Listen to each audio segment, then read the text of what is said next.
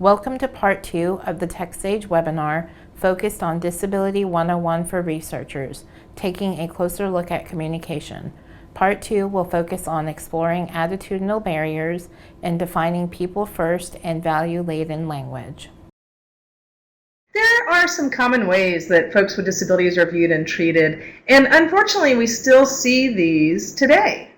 We see them in culture today. And I think a lot of it does come from media, and I'm not going to sit here and blame the media, but I think that a lot of it, it comes from any number of sources and the way that folks are to be looked at. A lot of this is really inaccurate. I believe that I should not define your experience, and you should not define my experience. And so these are some ways that folks with disabilities have been viewed. I've seen these even in the last week, as a victim or an object of pity, horrible or grotesque. And I saw that just the other day. Somebody was like, oh, they're so horrible. Burdens, oh, they're not paying taxes, and grouping everybody into this, category. They're either a burden on their families or caregivers or, carers or society. Evil, and I, believe it or not, when I was doing some travel in some other countries with my daughter who has cerebral palsy, there were people that actually were like, gosh, I wonder what she did wrong. And I was like, what do you mean? She didn't do anything wrong. But a threat, we see this a lot with some folks that have mental health issues, a threat to safety. Unable or assumed unable to do things. And I've seen that where people jump to help somebody maybe too quickly instead of saying, gosh, I think you could do it. So we don't want to teach learned helplessness, if you will. Or having multiple disabilities. And do you want to talk about this one for a second? Yeah, I could go on for days about this, but it's so interesting how when somebody sees me or sees a friend of mine or a coworker that uses a mobility aid, a power wheelchair, manual wheelchair walker, cane, crutch, whatever, and they just assume that there's some intellectual disability happening there as well, and so they don't talk to them as the professional that they are, or just as the grown adult that they are, or just treat them with respect. So there's always that idea that if somebody has one disability, then I guess they've got to have a handful, a basketful, if you will. So, yes. Yeah. I was, believe it or not, I was in a research meeting, and somebody there knew that I had learning disabilities, and they kept stopping and reading everything really loudly to me, and I was like, I'm fine. I've already listened to all this, and you don't have to do that. But I was like, why are they doing that? Is it because they think I have an intellectual disability, or do they think that I have I'm deaf or have hearing-related disabilities, or maybe I do? Maybe I need to get my ears checked. So it made me start questioning, myself. We also see that people would be treated childlike, that not taken seriously. And I've seen this with folks, especially as they age into disability. A lot of times people with developmental disabilities, they might have Down syndrome or what have you, and they're not treated as somebody who has sexual desires or who have an idea as to what's going on in current events, or that they might want to do something that's more age appropriate. And instead, there's this idea of keeping them childlike. And then this term, special. We hear that all the time. And I've actually had people say, gosh, Carolyn, you're so special. And I'm like, you're special too. And they're like, what do you mean? And I'm like, well, what do you mean? Yeah. If it's offensive to call you special, why can't, what's that about? So, exceptional, things like that. Lots of misconceptions, and they're based on insufficient or inaccurate information. And it really does perpetuate that, the continued ideas of victim and all of that. So the main idea here is no assumptions. So don't make that assumption. Really, we want to look at these attitudinal barriers and help kind of break those down. And we're going to give you some tools to help you with that.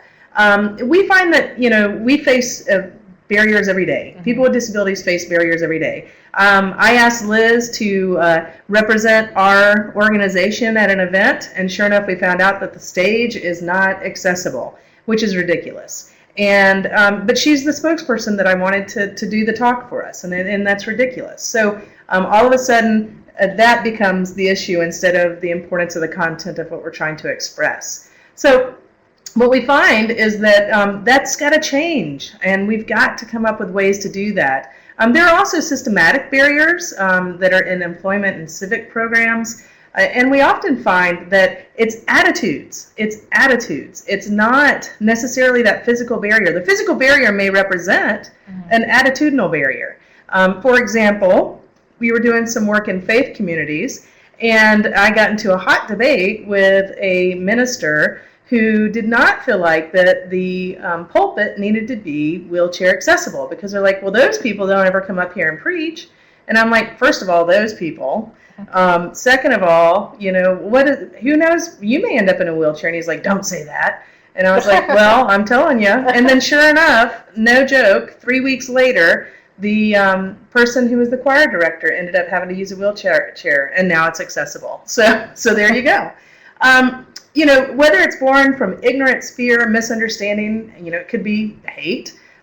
You know, the attitudes from folks that, you know, keeps people from appreciating each other, it really does hold people back. And we want to make sure that we can be stewards of goodwill and helping people understand. So there are these attitudinal barriers, and we put these up here because we want you to be able to reference them later. But we'll see things like this inferiority, like, oh, second-class citizen, or gosh, it's so nice that you have a job, or what have you.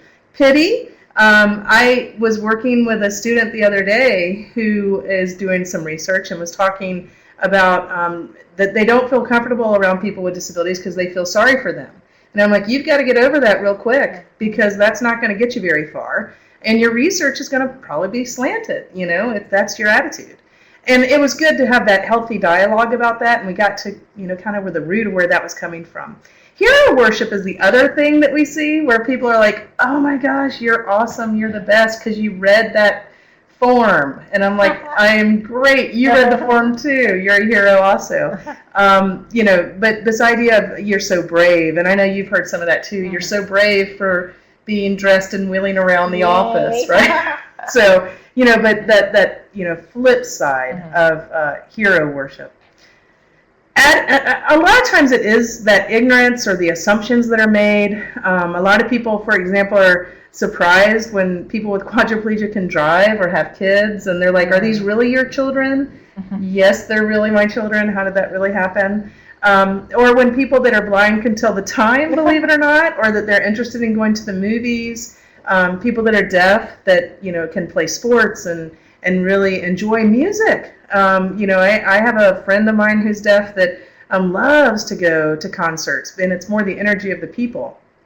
And I think that's very cool. And people with developmental disabilities, you know, that they you know, aren't creative necessarily, supposedly. And those are all ignorant assumptions. And then the spread effect, you know, that, oh gosh, you know, there's something, you know, it's going to be contagious, or, you know, this idea that it can go from one place to the other. So paying attention to those things. Stereotypes, we know this. I know you know this. Just don't stereotype. A lot of times people try to do that. They make these big, bold assumptions. My dyslexia is very different than somebody else who might have dyslexia. You meet one person who is blind, or, you know, a person who has some visual impairment. You've met one person who has some visual impairment. It's not something that you can necessarily make, you know, these sweeping generalizations about. So be mindful of those stereotypes and try and not to do that.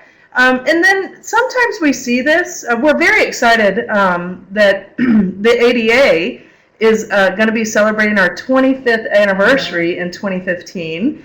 We're very, very excited about that. But there are folks that, you know, have seen some backlash because of some of the ADA. I was listening on NPR today, and there was a story about that.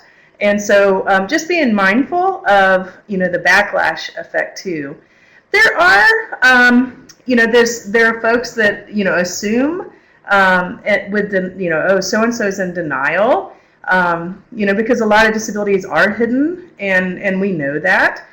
So being mindful that not everybody's going to be totally open about that, but if we create, thinking about that universal design principles that we first started, you know, this talk out with, If we create environments where everybody can be successful, then we are doing a really good job with folks who have all types of abilities, including hidden disabilities. So, and then fear. There are folks that I meet, and the woman that I was talking about who had the pity factor going on, she also had fear. She was like, oh no, what if I say the wrong thing? What if I do the wrong thing? And I'm like, be bold. It's going to be okay. Don't have that fear factor. And if you do, let's talk about it. So we're going to jump into tips for breaking down these barriers. We're going to touch on the power of language, value-laden language. We're going to give examples of disability negative versus disability neutral language, tips for interacting with people with disabilities, and then we're just going to touch a little bit about assistive technology, and we've shared some of that earlier as well. So language is unbelievably powerful. The truth is language is continually evolving, and that really relates to language for people with disabilities. Staying current is important, but it's not to show that you're being politically correct. I always say if we were worried about being politically correct all the time, like really truly worried about it, I don't think we would ever talk to anybody because we'd be so afraid of saying something that would offend someone. But the important thing to remember is to communicate effectively and with respect. And we love this quote. Carolyn introduced me to this years ago, and it really puts it into perspective. And it's from Mark Twain, and it says the difference between the right word and the almost right word is the difference between lightning and the lightning bug. So I don't know about y'all out there, but I would rather have a little lightning bug land on me as opposed to being struck by lightning. Yes. I really do appreciate this concept of value-laden language. And I want you to think about this. I was introduced to this 26 years ago when I took my very first psychology course. And I really have used this throughout my career. And I think about this as I'm writing brochures, as I'm writing any kind of IRB, submission, as I'm doing anything when it comes to writing articles. And I think about what is my language saying? If I might, just write something down, but what is my language conveying? It does say a lot. The words you use say a lot about who you are and what your values are. What our values are here, at Tools for Life at AMAC and Georgia Tech. And so being mindful of that. Everybody should be sensitive to language when you're referring to customers, when you're thinking about those things. It is about HIPAA and FERPA and those laws and those regulations, but it's also about dignity, right? So when we refer to a condition instead of the person, we devalue that person. And an example of that is, if somebody, and I've actually had somebody say, oh, Carolyn is a-dyslexic. And I was like, am I a-dyslexic? What is that, a-dyslexic? But the way to say that would really be, Carolyn has learning disabilities. She's Carolyn first, and then she's got this other thing. It was interesting because I talk about Liz all the time. She and I have worked together for well over 13 years now, I think. And but I talk about her all the time, and some people in my family, they saw pictures of her because she just got married, and I was showing pictures everywhere. And one of my cousins said, oh my gosh, I've heard you talk about her for 10 years. I had no idea that she uses a wheelchair. And I was like, well, I don't even know why we would have talked about that. Like, why would that have come up? And I really was like, okay, and I thought it was interesting because it was the first thing she noticed, but it was not ever anything that I would have used as a defining factor for Liz, right? Because Liz is awesome on so many levels. And I can say that because I know her. Person first language is what we want to think about. So you're talking about the person first and then the whatever it is, condition, illness, whatever it is, second. We're going to give you tangible examples of that. So, and we've got some more we want you to think about. So it may not be visible, as Carolyn mentioned. The disability may be temporary, and again, some people may have more than one disability. When we are working with other programs, it could be the staff member that has the disability. Either way, the person is not his or her disability. It's not something that should define them 100%. So, as we said, we definitely don't want you to make sweeping generalizations.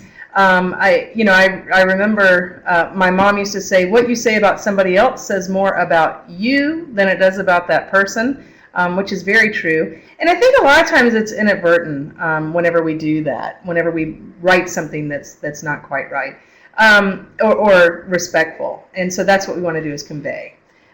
Some words and phrases don't recognize kind of the broad range of capabilities, and we want to be mindful of that also. And when we're talking about person-first language, we want to avoid those generic labels. We want to emphasize abilities, not necessarily the limitations, if you will. It's exciting because we see a lot of this now in public policy. We see a lot of this written into law, where you start to see person-first language. It avoids those how do you say that word? Euphemisms. That word, yes, that are condescending. So, some of these things like so-and-so was blind as a bat. Now, okay, what does that even mean? And I don't know. I've never met a bat, so I don't know. And I think they probably are okay. So it avoids implying, that whole thing of saying you're identifying your experience. I've actually had people tell me that their disability was the best thing that ever happened to them because it changed the way they were living. And I think that's very interesting. So I don't think I should be the one saying, oh, you're a victim of AIDS, or you're a victim of a stroke, or you're a victim of any number of things. I have had people say Carolyn suffers from dyslexia. And I got to tell you, I don't feel like I always suffered from dyslexia. I feel like my staff suffers from my dyslexia. I feel like my partner suffers from my dyslexia, and the federal government might suffer from my dyslexia, but not necessarily me. So value-laden language, it really promotes distance, it stereotypes, and it pigeonholes. And it absolutely reduces a sense of one's self-worth, power, and their self-direction. And we've got a bunch of examples coming up, and value-laden language, when it talks about just the idea of it reflecting more of who the words that you're saying were your core values, it creates these categories of we versus they, good versus bad, strong versus weak, as far as expectation, high versus low, sick versus well, superior versus inferior, basically people with disabilities and people without disabilities. It emphasizes abilities, not limitations. So when talking or writing about people with disabilities, show them as active participants in society. This is just another stat up there that says of those people with disabilities between the ages of 21 and 64, and this is from 2005, 49% were actively employed. We want to see the number come up, but that's just telling to show you that when we are talking about people with disabilities, oftentimes people will say, well, they want to be at home, or they're really sad and bitter, or I think they just don't want to work. That's a big number to say that about folks that are actively out there, having careers and, working. And then here's just some language, some words that we, unfortunately, Carolyn and I and our team and my family and friends, we hear these so often. It's not even funny how often we hear it, but words like abnormal, what is that? I have no idea. I don't even know what the definition of normal is. Afflicted, burden, defect, deformity, maimed, palsied, spastic, stricken with, sufferer. Carolyn mentioned that, victim. Oftentimes people will, tell me that, I'm a victim of my physical disability. Or the last word, oftentimes people will say invalid, but to be honest, when I look at it, automatically my brain is thinking invalid. So again, these are just words that, they really promote distance amongst folks, between folks with and without disabilities. So we wanted to ask y'all, what does the word handicap mean? If y'all are wanting to type it into the chat area, please go ahead and interact with us.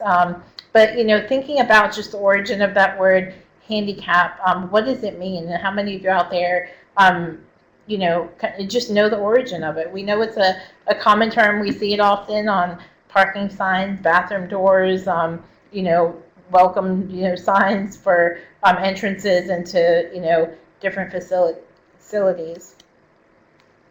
So the truth is that the word handicap is an archaic term. We love that it's no longer used in any federal legislation. The legendary origin of the H word, if you will, refers to a person with a disability begging with his cap in his hand, with their cap in their hand. So that's what the word handicap means. So when somebody is saying, here is the handicap restroom, here's the handicap entrance, they're really saying, here's the beggar bathroom, here's the beggar entrance. So it's a word that we really try to stay away from. And if you are, paying attention to conversation in the disability community, you'll notice that that word is really kind of a rare thing now. It pops up, but we are moving away from it, which is really great. So example one of Valueladen language, we told you we were going to give examples of disability negative, which is on the left-hand side, and disability neutral on the right-hand side. So we want to move from the negative to neutral terminology. So things like the disabled, the blind, the deaf, referring to folks as people with disabilities or the disability community. Crippled, suffers from, afflicted with, the person has a disability, or the person is a person with a disability.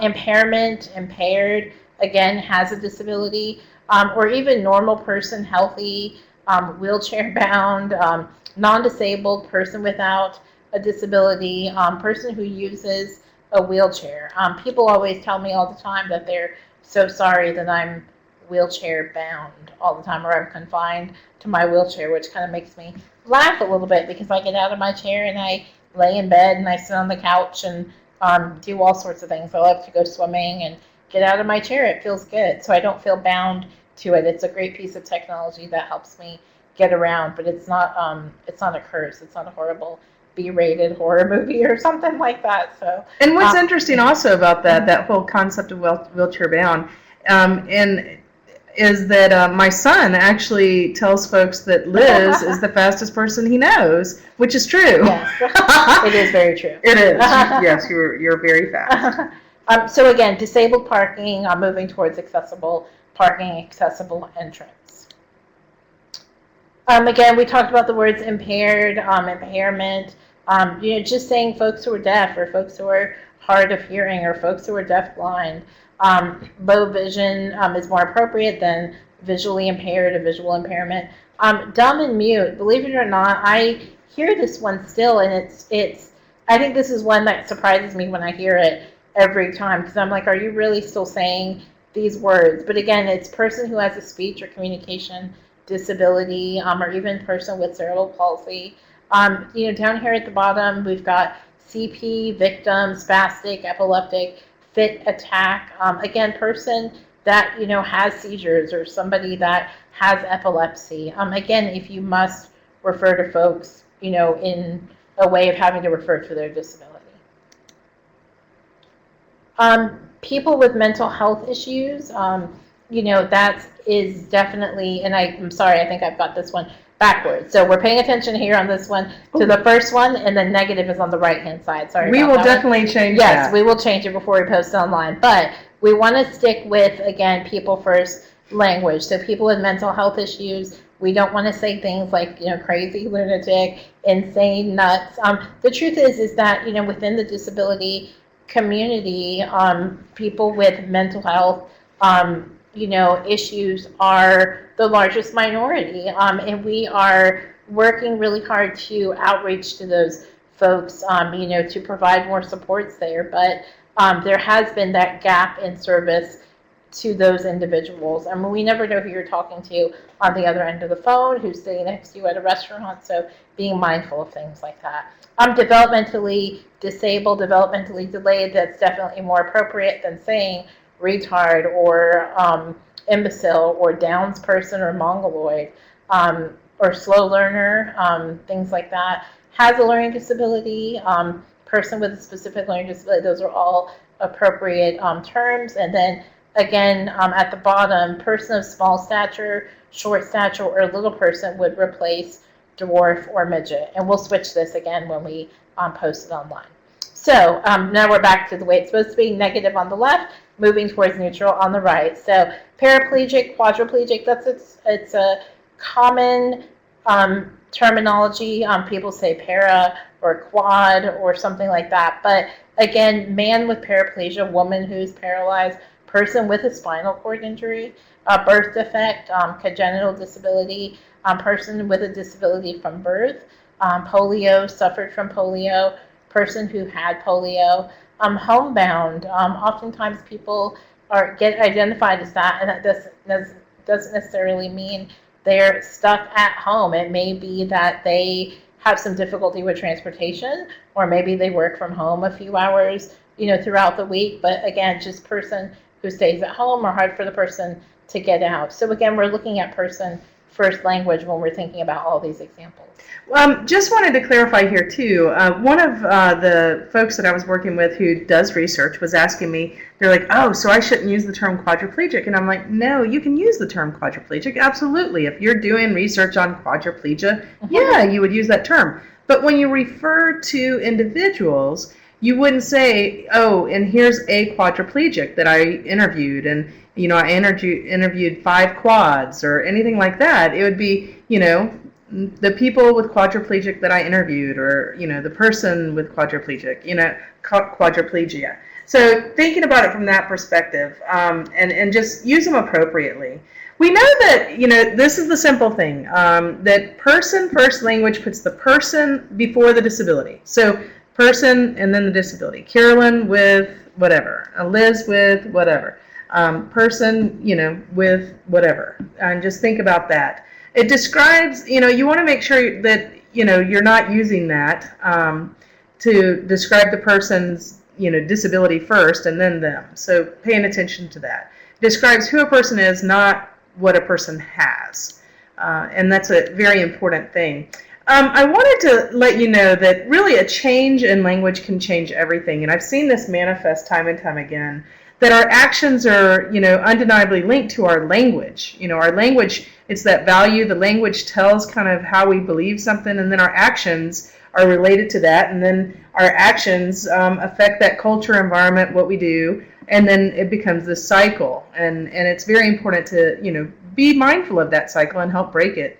Call people on it. If, people are using language that's not respectful, if they're saying, hey, retard, I love when a friend of mine's in a fraternity and they started actually charging each other for, using that term. And I thought that was great. So yeah, you do it. Right on.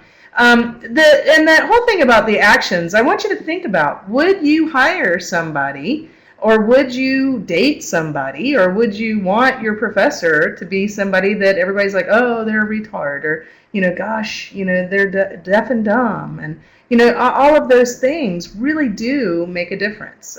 So are we conveying respect or not? And that's really what it comes down to. And are we expressing how we really feel about a community?